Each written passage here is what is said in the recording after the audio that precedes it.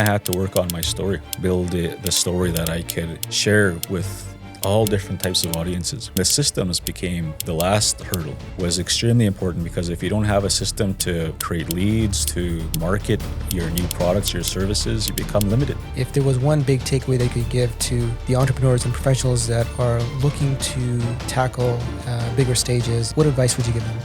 If I had one piece of advice. Growing up on Sweetgrass First Nation, Kendal Netmaker was raised by a single mother surrounded by limited opportunities and in poverty. But one act of kindness would change the trajectory of his life forever. Today, Kendal is an award-winning entrepreneur, author of Driven to Succeed, founder of Niche Gear, and an internationally recognized speaker, inspiring thousands through the message of resilience, leadership, and the power of your story. He recently received a Certified Speaking Professional designation and medal from the National Speakers Association. Now, this is a pretty big deal because there are only about 700 speakers around the world who have received this designation.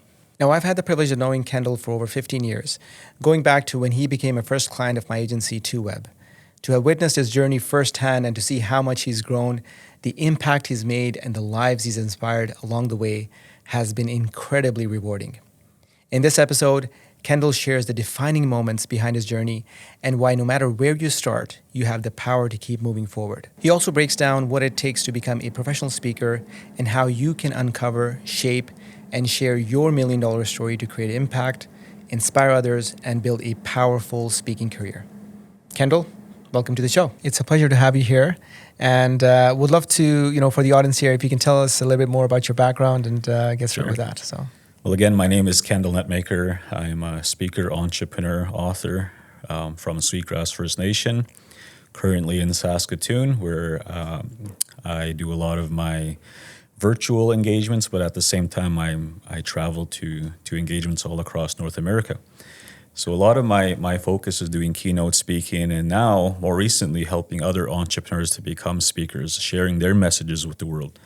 And you and I have been working for a long time.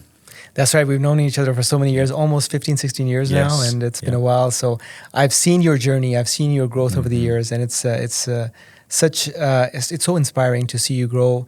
I've known you since you launched your Niche Gear brand, and then you went into speaking. So it's good. It's wonderful to see that growth. Tell us a little bit more about how that journey looked like. I mean, obviously you launched your Niche Gear brand, and then you went into speaking afterwards. So what was that transition like? It was a big shift. Yeah. I got into Niche Gear by selling a product that had a story behind it.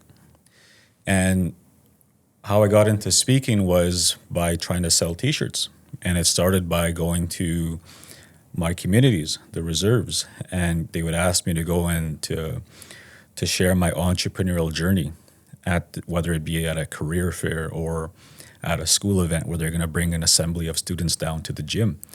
So I would share my story, and throughout that process, that's how I learned to speak. That's how I learned what works, what doesn't work for my style. Every speaker is different. Everyone's going to have their own speaking style. And where I come from, I was raised around storytellers growing up. A lot of the elders that spoke to me spoke that way in a story where they wouldn't tell you the direct teaching, but it would be done through a story, and you had to be present.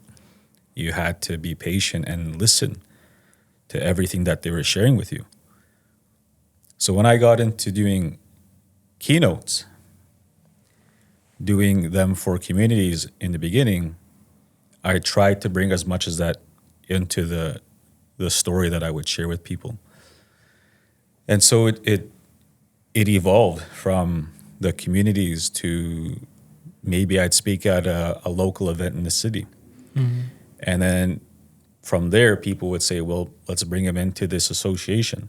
So I'd speak here at maybe a nonprofit, and then corporations. And then it became provincial, where I traveled to their provincial events. And then regional, Western, Eastern, North, South.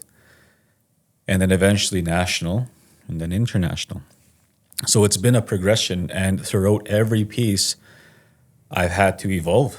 I went from being the retail guy selling t-shirts to now becoming the speaker one of the few indigenous keynoters in the world that do what I do.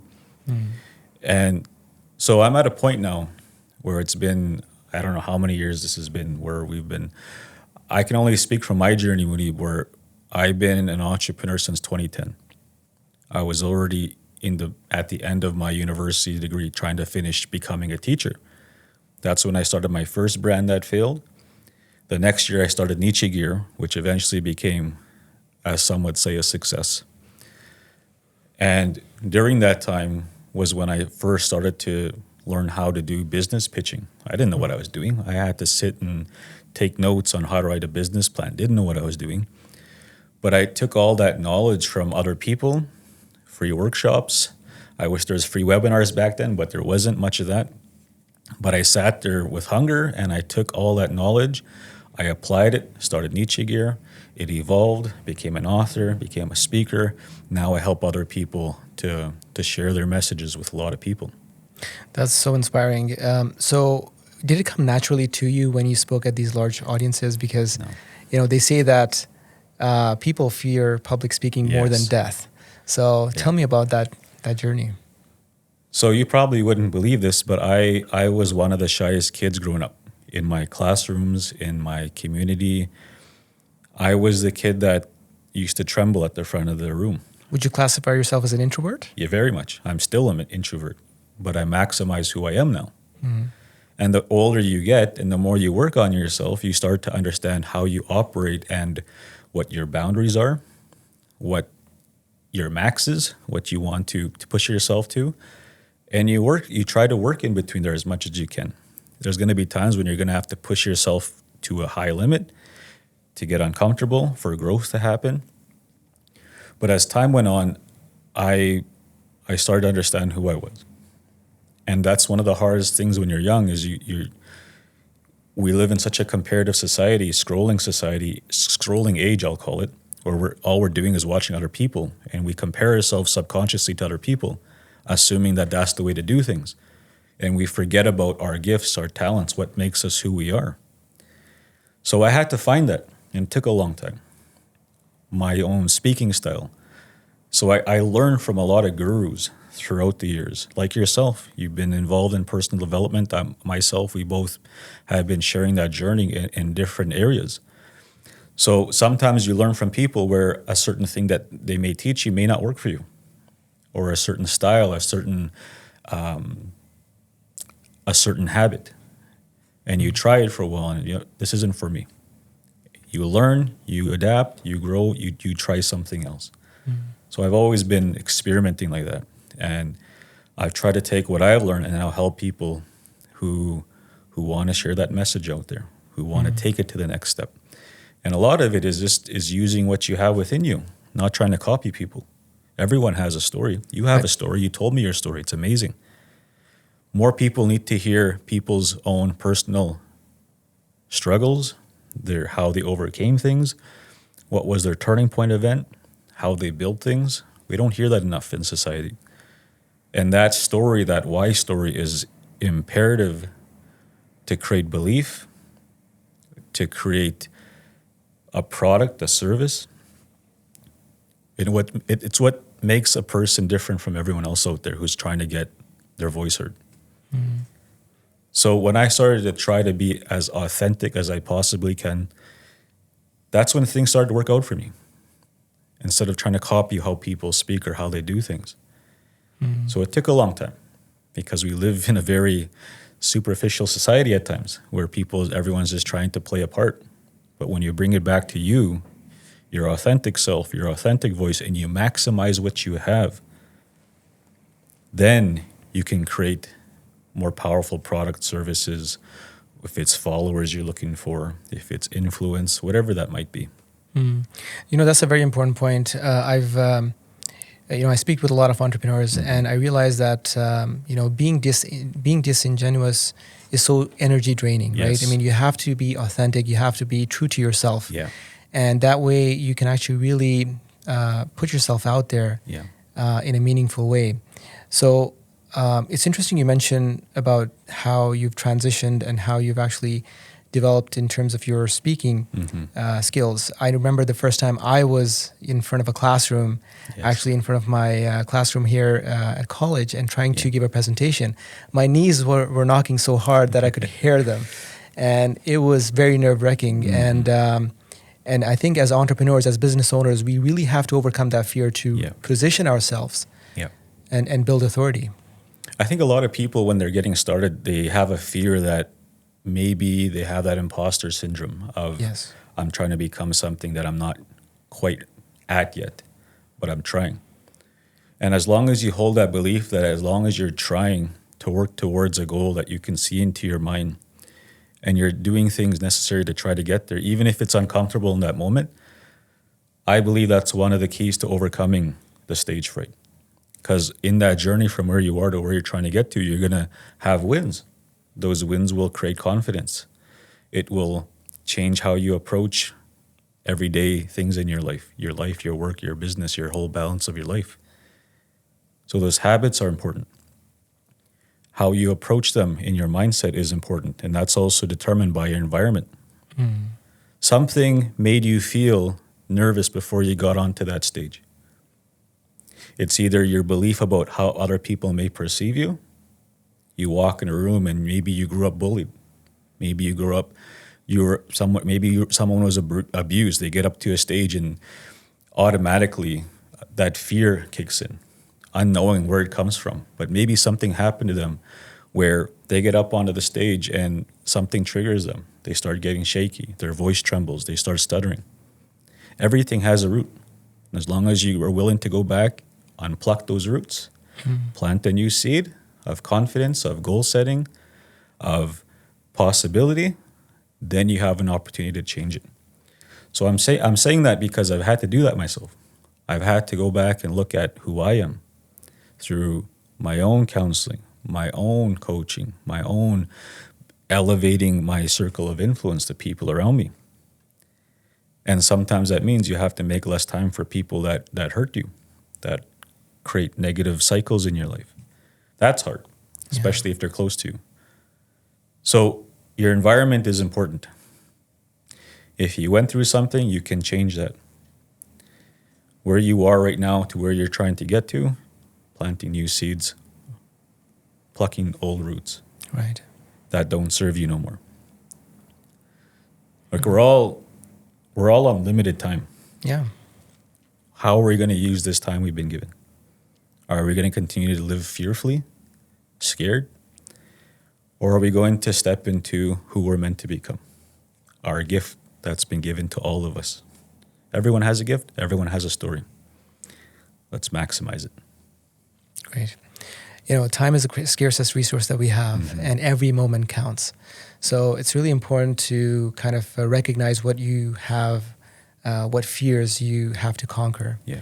And I think that, as professionals and as entrepreneurs, if we're not able to pitch our services, if we're not able to be that salesperson or be able to connect with our audience, with our target audience, it really makes it very challenging for us to promote our business and our services. Yeah. Absolutely. Like there's so much noise out there, right? Exactly. And how do you differentiate? Well, I think storytelling is one of the most powerful ways to do it. I'll give you an example, Mooney. Sure. I had a coaching client, and this person used to be behind bars, and they recently came out, told me how they found themselves behind the bars. They had a spiritual awakening, so to speak.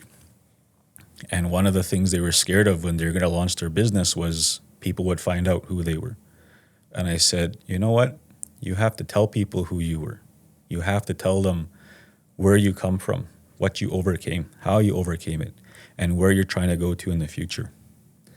And this was back when Facebook Live just came out. I was like, I have a challenge for you. Go on Facebook Live today and tell this story. Sure enough, they did it. And this person, the first week they opened their business, they had a lineup from that one video. Wow. Instead of trying to holler for attention, he just told a story and was vulnerable. So there's some power in there. There's a power of showing who you are. Everyone has a fault. Everyone's made mistakes. It matters is what we do today, how we live right now, who we're trying to become. And you can use all the things that you've gone through to help people. Our elders, where I come from, they say some people have to go through extreme turmoil growing up to use that to help the future. And in order to help the future, they have to go through it themselves. And that's one of the hardest things for people to hear right now, because there's so much turmoil in this world. Anytime you put on, open up your phone, there's something happening in the world. Right. So you focus on your own journey, your own turning point event. What is that turning point event in your life? You've told me your turning point event. I hope that you share that more with other people, even with your audience that are listening to this in the future. I'm learning from you, And as you share that story, more people are going to resonate with not just Tuweb, but Munib. Munib, let's go support that guy. We should hire him for this, or bring him in to speak for here, because he has a real story. And that's what the future of this world needs. We're at the rise of AI right now. Who knows what the next 5-10 years is going to look like? That's right. We need to bring authentic voice, stories. That's the thing I believe AI can't replace, because that comes from spirit, your heart, your mind, connected through who you are. Can't replicate that. A robot can't replicate that. That's right. Can replicate knowledge, but it can't replicate story and how you communicate that with people and make them feel. But a lot of people, they struggle with being, with revealing themselves, because they know that, it's the fear of being judged. Yeah. And how do you overcome this fear? Well, I think I would say 99% of people have that fear of being judged. Yeah. But here's where you have to reconnect, reground yourself to where you're trying to go through. And this is just my opinion. And align yourself with source, with however you're taught to pray to God, Creator. When you align yourself there, that fear goes away. This is just my opinion. Doesn't make it wrong, doesn't make it right. There came a time when I was feeling exactly what you're talking for a long time, too long. Yeah. I used to let people, even family members' opinions, dictate who I become. And there was something I had, and it just happened to be on social media of all places where I found this. It was a quote, and it was like one of those movement quotes where there was a person running towards something. And on the quote, it was like a message from God, Creator. And it said, from that person who was trying and running, it said, I tried, I failed. I want to quit. And then there was like a message from God, Creator. It said, it's okay, my son. It's okay, my daughter. Try again, but this time with me. Wow. Where I come from, our ceremonies were taught to always acknowledge God, Creator, before you do anything. Any ceremony where I come from. And if where I come from in our indigenous spirituality, I'll just call it that for those who are listening to this. If we're living like that in ceremony in our life, even with the church, they put God first. How come we can't do that with how we can conduct business, build relationships, how we teach people, how we tell our stories? So I've been trying to live that way. Right before I get on the stage, I pray, I ask for help. Right before I show up to meeting, I ask for help. And try to remove as much as that fear, doubt as possible, because I'm aligned here first. And that's all that matters at the end of the day. Again, we're all on limited time. It's how we use this time. And if I'm going to teach my kids anything, or my grandkids, if I meant to have grandkids, or whoever in the future, whoever listens to this, it would be that one teaching. The most important thing, whatever you do, put this relationship number one. Because everything else, all the problems will eventually go away. They'll become less significant because you become more confident. Your confidence will dilute all that imposter syndrome. Right. Your belief in yourself is a reflection of your belief in your faith. So if we're struggling, sometimes it means, have I been praying? I didn't mean to turn it into a faith-based part here, but I'm just, this is a part of who I am, and I'm just telling it as it is. Well, it seems to me that faith has played a pivotal role in your growth, right? Yeah. So it's an important part. I struggled with it in the beginning. Yeah. Well, I struggled because I never made it a priority. I found who I was, where I want to go to once I put this relationship first. And part of that for me is trying to help the next generation of people, entrepreneurs, leaders, people who are trying to build something in a good way to help this world, share their messages with the world. That's the next part of where I want to help people. It's just some people are ready, some people don't give themselves permission to be ready because they hold on to the past. So let's talk about that a little bit. I mean, you've been a successful entrepreneur, launching your Niche Gear brand. You've gone through struggles and challenges over there, and you've learned so much through that experience. And then you also are now a professional speaker. You've spoken around the world in so many different stages. Yes. And you've learned so much through that journey as well. Yes. What does the next 5 to 10 years look like for you? The next 5, 10 years, well, my kids will be graduated. That'll probably give up more time for me to continue to elevate the speaking, the coaching that I do. And I really feel the next 5, 10 years is going to be a lot of focused on that, just fine-tuning where I'm at and where I want to get to. 2015 was the year I decided I was going to build a speaking brand. I was already speaking 5 years prior, but I was just kind of throwing darts at an empty, no aim, and trying things out. And in 2015, I started to hire coaches. I started to work on myself. I started to immerse myself around gurus. I'd fly places, just like yourself. I just, we're probably one of the few ones from Saskatoon that does stuff like that.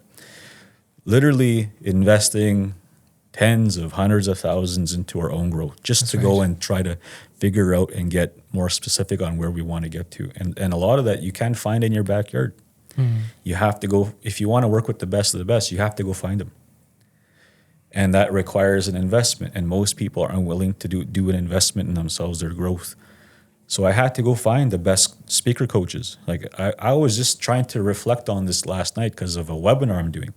What are the things I've learned and invested in my own growth? When I decided I wanted to become a speaker, okay, well, who are some speaker coaches? So I looked up a few. I was like, okay, well, what's their prices? Well, first one I ever hired was $5,000. Oof, that's a big investment, for, I think it was like 6 months of coaching on the phone. Most people won't do that. And you were starting out at that time. And that was just starting out. Yeah. That was just the first step. I didn't even have the speaker brand. I built a website myself from a free platform that eventually got sold in the future. So that's how I started. I didn't even have a demo video at the time, and every speaker needs to have a demo reel of you speaking on a stage so that you can convince a meeting planner that you can handle a stage. People can get a gig, but it's the next step of getting the gig and getting repeated that you need to have certain things in place. And if you have certain things in place, then you can create a system that gets you booked again and again and again. So that's what I try to share people, because a lot of these things I've had to learn the hard way. The brand, the story, a repeatable system. So going back to some of the things I had to look at, well, I need to become a better speaker if I'm going to get more people to book me, right? And that was where I started to work with coaches. I started to enlist myself into masterminds. I had another fee. I flew to the speaker conventions in Canada. I hired a coach in Vegas. That was another investment. I published my first book in 2018. I started doing Audible books as well during that time. We got a partnership with Fontes and Pinnell where they put our story into a children's book that was now taught across elementaries around the world, and so much stuff was happening through this storytelling. And then it came to a point where, well,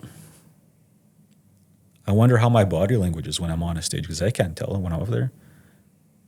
So I hired a body language. I coached. I got one of the best body language experts. I hired him for coaching through Zoom.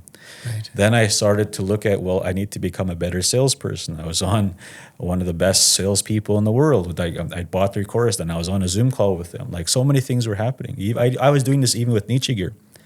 I went and flew down to New York, and I learned from a shark from Shark Tank. I've done these things that have few people do. Taken that knowledge, and I try to make it easier for other people now. And I'm sure you do the same thing within the the web, the design space, and trying to create more influence for companies. Absolutely. And it's a very fast-paced industry, so you really have to stay on top of your game, right? So much stuff is changing all the time. Yeah. Yeah. I mean, you've actually invested so much in learning and coaching and all these skills, and we can see the results. I mean, you've come to a state where, you know, you're well-renowned and you know, you're going and speaking at these large stages, and now you want to build and bring that knowledge to other people that are willing to learn that from you, right? Absolutely. So one of the ways that we help people is one, obviously I speak at engagements all across North America, in person and virtually. And a third way is I help business leaders and entrepreneurs who want to grow their business and maximize their story, their reach to as many people as possible. I'm only here because I discovered how to do that by accident. If I was just selling a product, for example, at Nichigear days, if I didn't have the speaking reach, Right. I don't know how long I would have lasted there. But the speaking reach created influence. It created new markets, awareness really quickly. And I really believe, not just in business, but any leader out there, if they maximize their story to its true potential, bring out their authentic self, they can get more opportunities to continue helping for not just a short term, but a long term. But few people are willing to go there.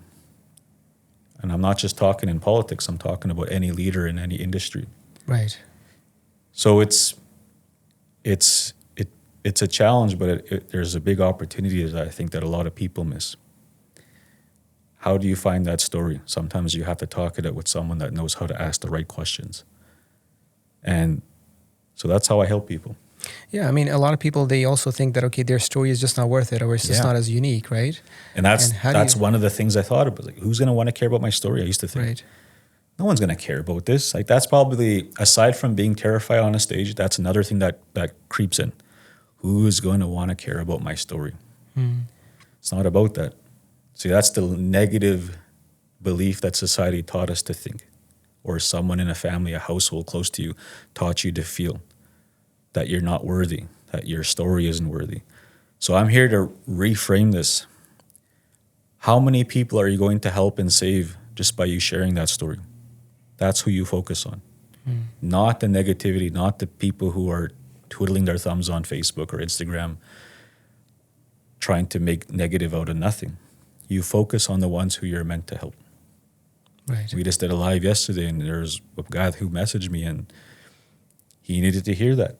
I didn't know this person needed to hear that, but it just came out that way. That's who you focus on, the ones who you're meant to help, the ones that you're meant to serve. As you focus on that belief of helping, blessings come through that channel.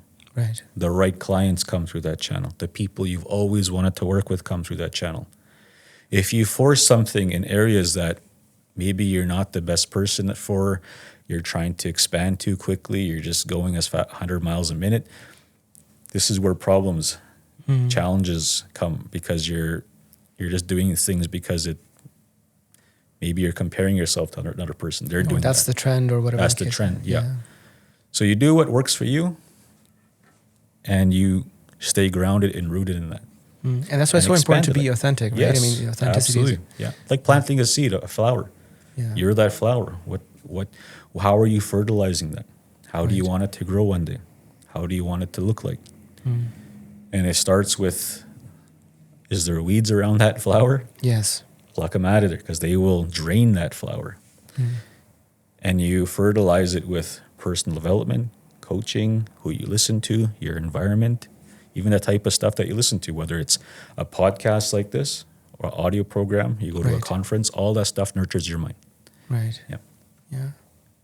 So it's really interesting. I mean, I was reading this quote the other day. It goes something like, we kind of underestimate what we can achieve in 10 years. Yeah. And that has to play with your vision. How important has vision been to you? And the stage that you are in your life today, were you always planning for this, or what was the roadmap there? So I grew up in a very limited mindset area. Right. Unfortunately, a lot of my Indigenous brothers and sisters can probably relate to that, what I'm saying. When you grow up on a reserve or near a reserve and you're from that area, those were designed to for us not to really reach our potential as Indigenous peoples. That's true. Segregated from society, put on reserves all across this North America. We weren't allowed to even become educated for a long time, to go participate in the economy, to buy land, to become abundant. So I grew up in the cycles of that mindset, and cycles of the mindset come from relying on social assistance because there's no jobs back home, there's no entrepreneur, no nothing back then. Things are changing, but I'm only speaking about where I come from. And when you grow up in those areas, it's hard to think big. It's hard to believe that you have potential. When I eventually made a decision I was going to go and further my education, it just happened to be when I was here in Saskatoon at the U of S, where I started to realize that there was more opportunities beyond where I was trying to go originally, which was to become a teacher. I still look at, I wonder how my life would have been if I would have, because I really want to become a phys ed teacher. I really think I could be a good phys ed teacher. You would make a great phys ed teacher. Maybe one day, I don't know. But what took me away from that was I discovered the field of entrepreneurship. And it happened to be through an entrepreneurship workshop being hosted, and this happened to be a flyer on the wall. And there was a business competition. But I was like, man, you know what? This is a cool idea. I'm going to go to this workshop. I want to check it out. And those workshops turned into, I have an idea. Right. I want to try it out. And that's where that root of entrepreneurship came from. It wouldn't have come from if I was feeling doubtful, if I was in an environment where no one wanted to help me. See, there comes a point where you can either learn from what you grew up through, what you were around, and become a different person, to grow a different way, or you use that as an excuse to make the same mistakes that maybe someone before you did, or to neglect your children, to neglect yourself, to get into addiction, to turmoil. Or you can use all that pain and fuel it towards a new outcome, new possibility. And I've tried to follow that road. I've made a lot of mistakes in my life, more than most people would know. Everyone has made mistakes. But I've always tried to focus on a new possibility, and someone's watching me. My kids know, and now I happen to be a role model to a lot of people now, where they're watching my journey from afar. They may not follow me every day, but they're watching.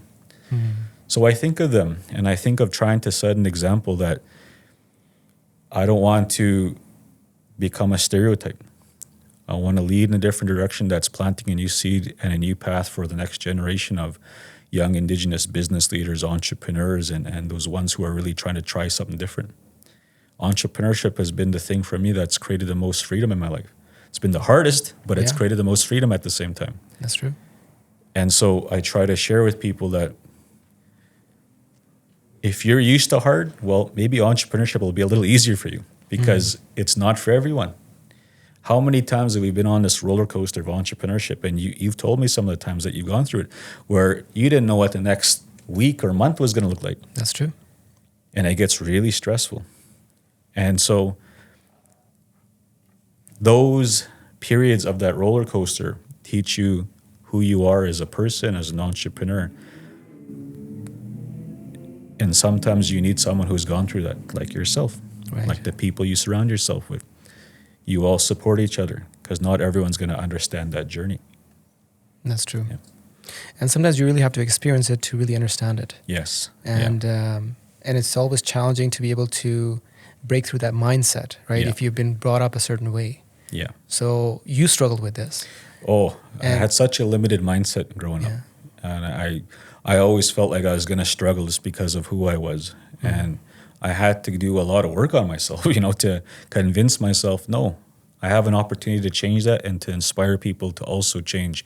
And everything starts up here, the mindset. Once you Right. shift the mindset into a different outcome, a different possibility, and you focus on that, everything else follows. But you have to be willing to let certain things go so that you can become light enough to get to that goal that you see, that dream in your mindset.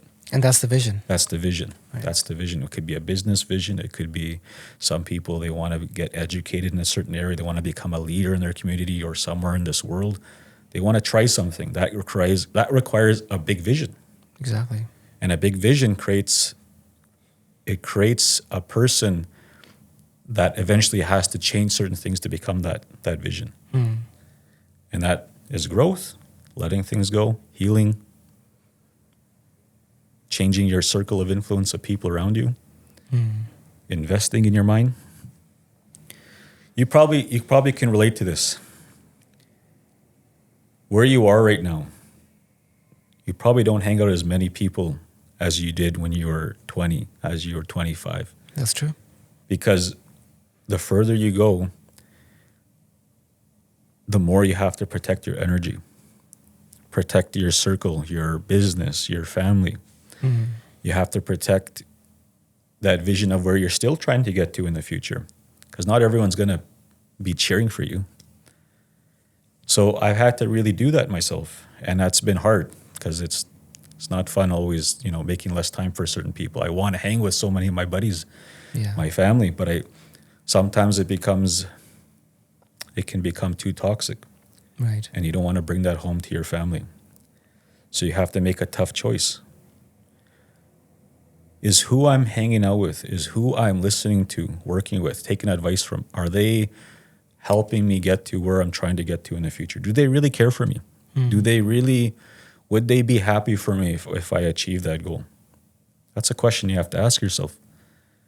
I want people who would truly be happy for me, support me as I would support them in their journey, and support each other on our own goals-driven paths. Right. And there's not a lot of people like that, unfortunately. But you can find them if you're in the right rooms. They'll eventually show themselves. So your environment is a big, big factor, because everyone's going to go through a challenge, an obstacle, a point in their life where I don't know how I'm going to get over this. And the minute you go home determines how long you stay in that valley. That's right. What you do behind the scenes, what you do when you go home. That's why I coined the term, keep moving forward. You have to keep your momentum going. Even if you're going through a struggle, don't stay there long. Because movement creates compounding, creates momentum. Right. And that momentum gets you through the tough times. And sometimes it's the obstacle you have to go through the obstacle, Yes. right? I mean, you have to basically make sure that you break through that. I got a question for you. Absolutely. What's one of the obstacles that you've had to go through that created an unbelievable blessing that you had to, it wouldn't have shown itself unless you went through that valley, unless you went through that challenge, that obstacle? Can you give us an example of something like that in your life? So, I mean, there's actually quite a few. I mean, over the years, you come across so many different challenges and obstacles, right? I mean, and as an entrepreneur, the biggest thing that I had to go through when I was starting my business, and I'm talking, this is 23, 25 years ago, is, nobody in my family, even in my extended family, was an entrepreneur. My dad wanted me to have a stable career, a stable job, and go into medicine. And I unfortunately, or fortunately, stepped away from that and decided to go through this path of being an entrepreneur, because it was just a big passion of mine that I wanted to help other businesses succeed. I was really passionate about the industry in terms of, building experiences online, digital experiences online. Yeah. And I knew that it could create a huge impact for anyone I worked with, especially entrepreneurs that are struggling to grow their businesses. So I really believed in that. And it was a very tough journey because, I'm talking back in 2003, 2004, there wasn't much awareness. Social media didn't exist back then. There wasn't much awareness about this model. And websites were reserved for some of the larger corporations. Yeah. So I was really trying to change that. Yeah. And, it's tough, as you mentioned as well. Family, sometimes they don't believe in you, Yes. right? Yeah. And you have to go through these hurdles in life Yes. to be able to prove, not to them that they were wrong, but to yourself that Yes. you were right and you are able to accomplish something in this Yes. direction. Yeah. So that was one of the biggest hurdles that I had to go through when I started my business. Mm-hmm. And I had to kind of stay away from the negativity Yes. to be able to progress and move forward. Yeah. So Man, that's a tough one when you're the first one to really break that into a different area, Right. industry, a different path. That's a tough one. and my dad's happy that I took this choice. Oh, that's good. So That's really good. In Very hindsight, good. it was a good decision. Yeah. As you mentioned earlier, that entrepreneurship does give you that freedom, and I believe strongly. I'm really big into personal development because, I think the best way to grow yourself is to become an entrepreneur. Yeah. Because you learn so many things through the mistakes that you make Yes. and through the failures that you have to go through. And then what you get out of that is, even if your business is not successful, because most businesses are not successful. Yeah. And that was one of my biggest fears Yeah. when I was starting out. Yeah. When your business is not successful, you learn so much through that journey. And it's about how you build so much resilience that Yes. you can rebound, Yes. even if you go through a big failure Right.